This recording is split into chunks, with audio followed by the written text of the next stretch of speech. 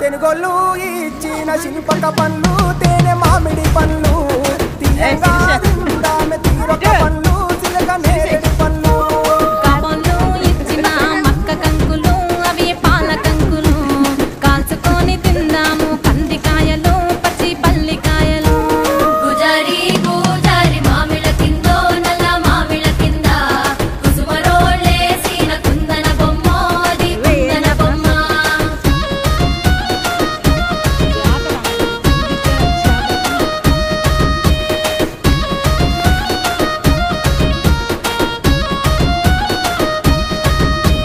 బెస్తోలు పెట్టిన పచ్చి చేపలు అవి వట్టి చేపలు